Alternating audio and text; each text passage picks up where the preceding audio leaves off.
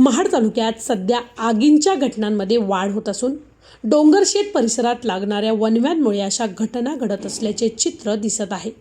आज मंगळवारी महाड शहरातील राष्ट्रवादीच्या नेत्या तथा माजी नगराध्यक्षा स्नेहल जगताप यांच्या निवासस्थानालगत परिसरात अचानक आग लागून धुराचे मोठे लोट उसळल्याने काही काळ गंभीर परिस्थिती निर्माण झाली होती। आगीच्या ज्वाला वेगाने पसरत असल्याने व दाट धुरामुळे परिसर काही वेळ धुकट झाला होता। त्यावेळी स्नेहल जगताप या आपल्या कुटुंबियांसह निवासस्थानीच उपस्थित होत्या। घटनेची माहिती मिळताच नगर परिषद अग्निशमन दल तातडीने घटनास्थळी दाखल झाले।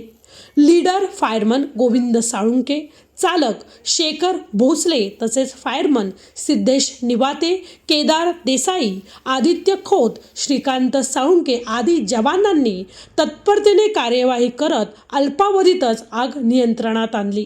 त्यांच्या जलद प्रतिसादामुळे मोठा अनर्थ टळला। दरम्यान डोंगर भागात लागलेल्या वणव्यामुळेच ही आग पसरल्याची प्राथमिक माहिती समोर आली आहे।